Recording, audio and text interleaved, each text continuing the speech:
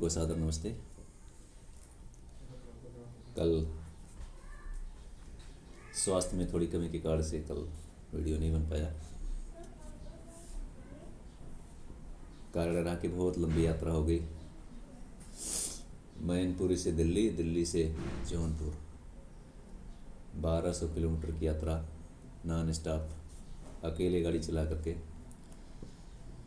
पूरी रात जग करके आना पड़ा। तो स्वास्थ्य में थोड़ा उतार चढ़ाव आ गया, सर्दी और बुखार टाइप का थोड़ा हो गया। तो अभी गले में थोड़ी सी समस्या है, लेकिन रिकॉर्डिंग हो सकती है, इसलिए आइए उस क्रम को आगे बढ़ाते हैं जिसमें हमें सोचना है इस जीवन के बारे में और इस संसार के बारे में। जीवन है क्या ये? ईसावास्य विदम सर्वम यत्किंच जगत्याम जगत तेन त्यक्तेन भुंजिता मां हृदय कस्य सिद्धनम। यजुर्वेद का 40वां अध्याय जो इशारा कर रहा है कि वो अनंत है, वो सर्वशक्तिमान है और उसने ये संसार ऐसा बनाया है कि उस संसार के कण कण में स्वयं व्याप्त है और उस व्याप्तता के बीच में वो निर्देश दे रहा है, तेन त्यक्तेन भुंजिता। इसे अपना नहीं समझिए, ये आपका नहीं है, ये किसी और का है। आपको मिला है थोड़ी देर के लिए, थोड़े समय के लिए, तो आप इसको उसी तरह से लीजिए जैसे कि एक ट्रस्टी को लेना होता है। आपको थोड़े समय बाद सब छोड़ना है, ये संसार भी छोड़ना है। तो इसमें जो निर्देश दे रहे हैं कि वो आप उसे जान लीजिए, उसे पाने की कोशिश कीजिए, और ऐसा करने के क्रम में आपका ये जीवन है ये काफ़ी बदला बदला सा नज़र आएगा। आपको स्वयं के लिए भी और संसार के लिए भी आप कुछ कर पाएंगे। गीत के बोल कुछ इसी तरह के हैं कि आपको शरणागति लेनी है। ईश्वर परिधानाद्वा में महर्षि पतंजलि कहते हैं कि आपको अपने सारे कर्मों के साथ जो कुछ भी आप कर रहे हैं उसको आपको पूरी तरह से समर्पित करना है अपने आप। कुछ न बिगड़ेगा तुम्हारा प्रभु शरण आने के बाद। कुछ न बिगड़ेगा तुम्हारा प्रभु शरण आने के बाद। हर खुशी मिल जाएगी चरणों में झुक जाने के बाद। हर खुशी मिल जाएगी चरणों में झुक जाने के बाद। प्रेम की मंजिल के राही कष्ट पाते हैं जरूर। प्रेम की मंजिल के राही कष्ट पाते हैं जरूर। बीज फलता है सदा मिट्टी में मिल जाने के बाद।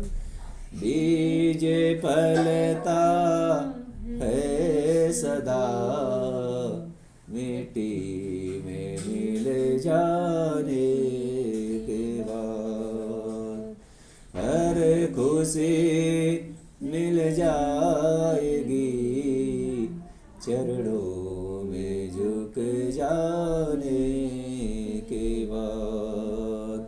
कुछ देख कर काली निशा को है भ्रमर मत हो निराश। देख कर काली निशा को, है भ्रमर मत हो निराश। एक ऐसा था कि एक जो है भौरा था, वो पुष्प पर पराग लेने के लिए चला और सायंकाल का समय था, पुष्प बंद हो गया, भौरा उसके अंदर बंद हो गया। जैसे हम सभी संसार में आते हैं, करने आए थे कुछ और, करने लग गए कुछ और यही फंस के रह जाते हैं। तो उसी बात को यहाँ पर लाइन के अंदर कहा गया है कि वो भौरे का उदाहरण दे करके कि वो बंद हो गया है, लेकिन उसको निराश होने की आवश्यकता नहीं है। उसको प्रार्थना पूर्वक जीवन को बिताना है और आगे मौका फिर से आएगा उसके पास। देख कर काली निशा को, है भ्रमर मत हो निराश। बंद कलियां फिर खुलेंगी, दिन निकल आने के बाद। बंद कलियां फिर खिलेंगी, दिन निकल आने के बाद। हर खुशी मिल जाएगी, चरणों में झुक जाने के बाद। फूल से जाकर के पूछो, छाई है कितनी बहार। फूल से जाकर के पूछो, छाई है कितनी बहार। रात भर कांटों पे सोया, डाल पर आने के बाद। रात भर कांटों पे सोया, डाल पर आने के बाद।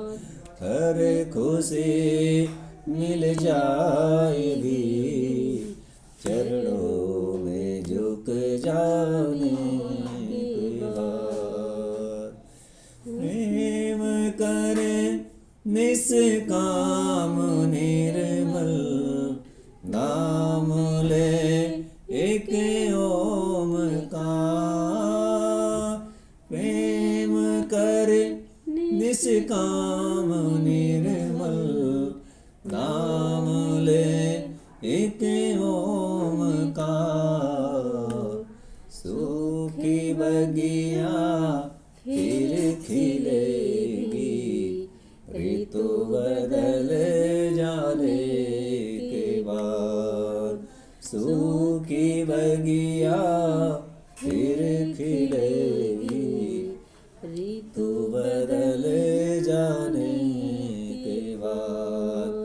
हर खुशी मिल जाएगी, चरणों में झुक जाने के बाद। बीज फलता है सदा, मिट्टी में मिल जाने के बाद।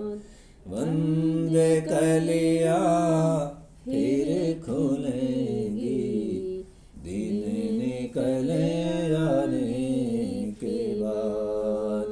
रात भर कांटों पे सोया, डाल पर आने के बाद। सूखी बगिया फिर खिलेगी, ऋतु बदल जाने के बाद। कुछ न बिगड़ेगा तुम्हारा, प्रभु शरण आने के बाद। प्रभु शरण आने के बाद। प्रभु शरण आने के बाद। बात तो बिल्कुल सही है। कल परसों विचार कर रहे थे कि हम संसार में आए माता पिता के सहयोग से। हमारे माता पिता आए हमारे दादा दादी नाना नानी के सहयोग से। हमारे दादा दादाजी नाना नानी जो आए वो उनके पिता के माता के कारण से, अपने प्रतिपितामह के कारण से, हमारे प्रतिपितामह के कारण से और अपने पिता माता के कारण से। थोड़ा पीछे करके देखें इसको तो 10-12 पीढ़ी पीछे जाते जाते हजारों की संख्या हो जाती है। उसको इस तरह से भी समझ सकते हैं कि हमारा जो अस्तित्व है, हमारा जो होना है, हमारे होने के पीछे हजारों हजार लोगों का तत्व जुड़ा हुआ है। वो थे इसलिए हम हैं। अगर हम हैं तो उसके पीछे वो कारण हैं, इसलिए हमें उन सबके प्रति श्रद्धा और समर्पण और तर्पण रखना चाहिए। वो न होते तो हमारा अस्तित्व कैसे होता, और हमारी आने वाली संततियां भी हमारे कारण से हैं, तो उन्हें भी इस बात का ध्यान रखना होगा कि अगर हम ना होते तो वो कैसे होते। तो ये सृष्टि का जो, संसार का जो नियम है, जो क्रम है, उसको जब विचार करके देखते हैं तो पता लगता है कि सबके पीछे कोई न कोई कारण है। तो एक बहुत महत्वपूर्ण बड़ा प्रश्न खड़ा होता है कि संसार के पीछे कौन है। ये धरती लाखों किलोमीटर की रफ्तार से घूम रही चारों तरफ सूर्य के, कोई गिर नहीं रहा है, सब चल रहे हैं। कल मैंने बहुत तेज़ गाड़ी चलाई परसों दिन में, जितनी गाड़ी स्पीड चल सकती थी आर्टिगा गाड़ी उतनी रफ्तार से मैं चलाई, क्योंकि परीक्षा का छूटने का डर था। फिर भी हम 1 घंटा लेट से ही पहुँचे, तो जितनी तेज़ रफ्तार से मैं चला सकता था वो चलाया मैंने। फिर भी 140-45 किलोमीटर की रफ्तार ज़्यादा नहीं चला पाया। और ये धरती 1 लाख किलोमीटर प्रति घंटा से ज़्यादा, 1,12,000 किलोमीटर प्रति घंटा की रफ्तार से ज़्यादा की रफ्तार से घूम रही है, और हमें पता नहीं चलता। ये तो सूर्य के चारों तरफ है, उसके बाद फिर 1800 किलोमीटर के आसपास अपने अक्ष पर भी घूम रही है। वो गति भी हमारी कल्पना से बाहर है। ये जो सारा संसार जो गतिमान है, इसके पीछे की जो कहानी है, इसको समझने की बहुत आवश्यकता है आज के विज्ञान के हिसाब से भी, और जो हमारा आदिम विज्ञान वेदों का है, जो सृष्टि के आरंभ से हमें सब बातें, सब चीज़ें बता रहा है, सिखा रहा है, उसके अनुसार भी।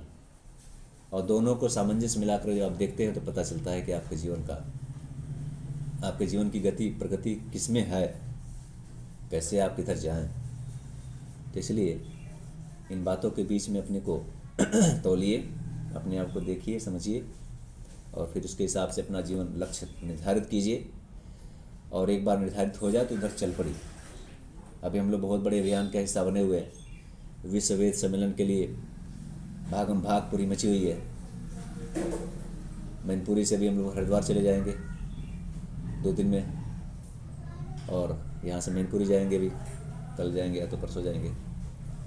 मतलब लंबी लंबी यात्राएं 1,000 किलोमीटर 1,200 किलोमीटर करके कर रहे हैं एक दिन में। तो उसके पीछे हमारा एक उद्देश्य है कि आज धरती बहुत सुखी नहीं है। लोगों ने अतिक्रमण कर रखा है, उन्हें पता नहीं है 35 एकड़ ज़मीन के लिए इजराइल और फिलिस्तीन भिड़े हुए। वो कह रहा है मेरा है, वो कह रहा है मेरा। और जो वहाँ पर कर रहे हैं उन्हें पता ही नहीं है, क्योंकि उन्हें बताया ही नहीं गया, उन्हें समझाया ही नहीं गया। और बताने समझाने का काम हम सभी का है। हमारे ऋषि मुनियों ने, हमारे पूर्वजों ने सब चीज़ें बता रखी हैं, लेकिन वो चीज़ें पीछे छूटती हैं तो फिर हम भी कमज़ोर होते हैं, गुलाम होते हैं, फिर संसार में पूरी अशांति फैल जाती है। तो हम सभी को इस बात को अच्छी प्रकार से समझ लेना चाहिए, और फिर अपना कर्तव्य निर्धारित करना चाहिए, अपने लिए भी, परिवार के लिए भी, समाज के लिए भी, पूरे संसार के लिए। तो आशा करते हैं कि आप सभी हमारा साथ देंगे इस विश्व वेद सम्मेलन में। महर्षि दयानंद के 200 साल उनके जन्म के होने वाले हैं 2024 में। उनके श्रद्धांजलि देने के लिए अभी तक दी नहीं जा सकी है। 200 वर्षों बाद उन्हें श्रद्धांजलि दी जाने वाली है। तो कार्यक्रम बहुत विशाल है, बहुत बृहत है, आज तक इतना बड़ा कार्यक्रम धरती पर हुआ नहीं है जिसमें 500 कुंटल देसी घी खर्च हुआ हो, 1500 कुंटल सामग्री खर्च की गई हो। तो इतना बड़ा आयोजन है, आप सबके सहयोग की आवश्यकता है इसमें। ये आपके ऊपर भी महर्षि का उतना ही ऋण है जितना मेरे ऊपर है। मुझे थोड़ा सा इसमें आने का और अनुभव करने का अवसर मिला, तो इसलिए मैं और ज़्यादा उपकार मान रहा हूँ कि मेरे ऊपर ज़्यादा ऋण है। तो मैं उसी हिसाब से अपना सब कुछ दांव पर लगा हुआ हूँ। आप भी अपना सारा कुछ देखते हुए, परिवार पालते हुए थोड़ी देर अपना समय निकालिए और महर्षि को श्रद्धांजलि देने में अपने कदम बढ़ाइए। निश्चित है कि आपको जितना देंगे उससे कई गुना होकर के आपके परिवार में, आपके खानदान में लौट करके आए, और आने वाली पीढ़ियाँ आपको धन्यवाद देंगी कि आपने अच्छा प्रयास किया और हमें सही दिशा में लेकर के आए। तो बात को यहीं पर रोकते हैं और आशा करते हैं कि आप सभी हमारे साथ कदम ताल करेंगे और महर्षि को श्रद्धांजलि देने में अपना पूरा योगदान प्रदान करेंगे। ओम सब